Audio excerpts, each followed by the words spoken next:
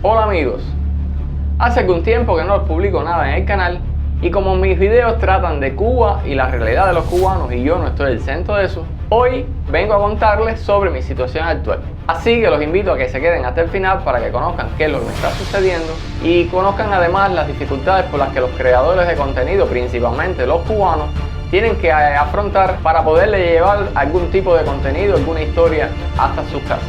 Pero primero quisiera decirle dos cosas. La primera, que agradezco a todos los que se han suscrito a mi canal y a los que no por los comentarios que realizan. Así me ayudan a que YouTube recomiende más videos y llegue a más personas que quizás les guste este tipo de contenido. También quiero decirles que aunque he recibido comentarios negativos por parte de ustedes, para nada me molestan, pues cada cual es libre de pensar y de ver las situaciones desde su perspectiva y su propio punto de vista, según sus vivencias y sus experiencias, que quizás no coincidan para nada con las vivencias mías propias.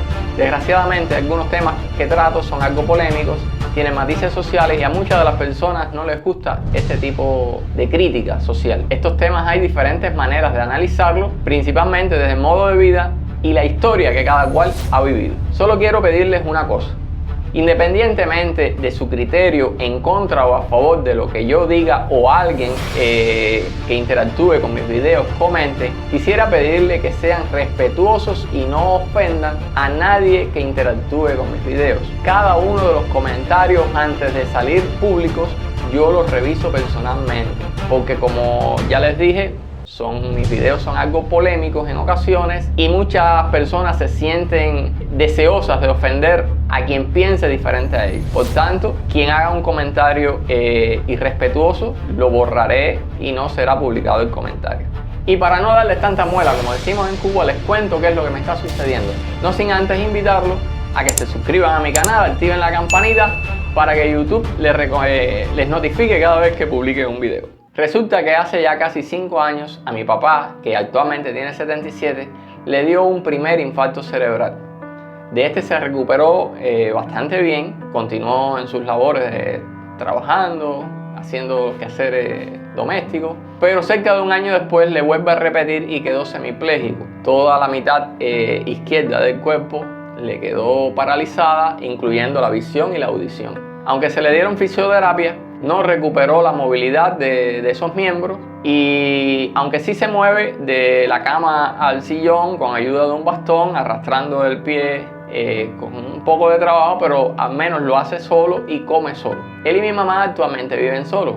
Mi mamá, que tiene también más de 70 años, realiza las labores domésticas, cocina, lava, las tareas comunes del hogar, pero también tiene sus dolencias propias de la edad y algunas enfermedades como cardiopatía, tiene algunos problemas en los huesos, problemas de la vesícula, cosas que en ocasiones son propias de la edad. Las tareas del cuidado de mi papá, que es un hombre algo pesado, las realizamos entre mi hermano y yo, pues él solo no puede, por ejemplo, ir al baño para hacer sus necesidades, sentarse, levantarse, limpiarse y bañarse, por ejemplo. Todo eso lo hacemos entre mi hermano y yo. En ocasiones, cuando se ha presentado alguna urgencia, que mi mamá y mi papá están solos y mi hermano y yo estamos lejos porque ambos trabajamos, siempre algún amigo o algún vecino ha estado dispuesto a ayudar, pues mi mamá tampoco puede hacerlo.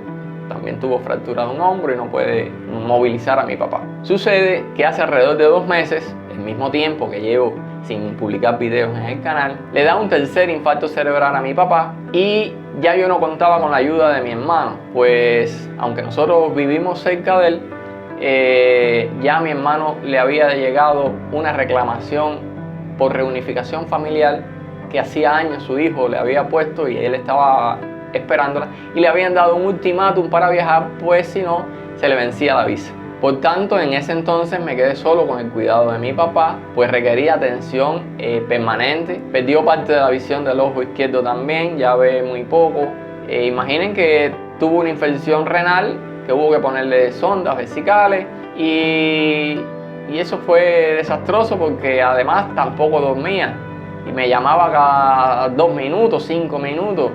Esos fueron muchos días sin dormir, agotado, y tanto así que tuve que abandonar mi casa donde yo vivo y irme a vivir temporalmente con ellos para allá todo ese periodo sin poder moverme de allí.